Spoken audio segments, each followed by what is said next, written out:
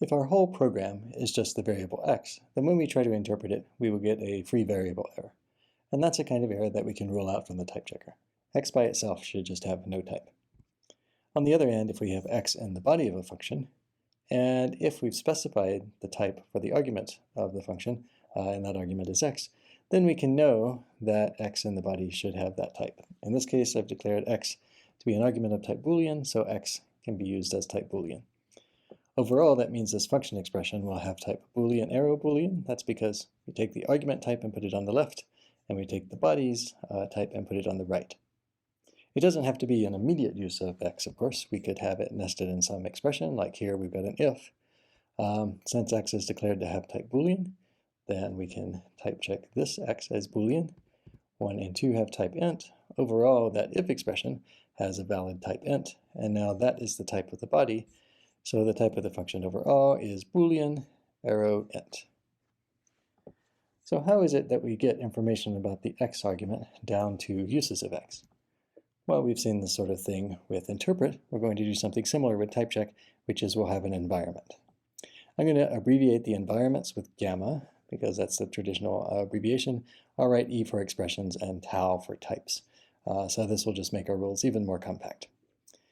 And so I've got this colon right here that is the type check colon, where we have the argument to the left and the results to the right. But now we have an extra argument that we write with a turnstile before a turnstile. So it's really turnstile colon has become the name of our type check function here.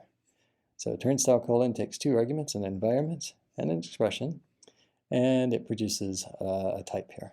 And this rule says if you've got a function expression, then, and that function expression declares an argument with some type tau1, then what you do is you take the environment and you add that binding of the name to tau1 into the environment. That's what this notation means.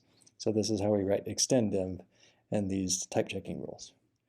That environment is we pass along to type check for type checking E, and we get tau2 for E somehow. Notice that tau2 is not exactly tau1 necessarily. Tau1 is the type of the argument. Tau2 is the type of the body. So that's why the function overall is tau1 arrow tau2. Meanwhile, if we're trying to get to the type of the symbol, then we have to look in the environment, find that identifier symbol there that's maybe mapped to tau, then that gives us the type of the identifier.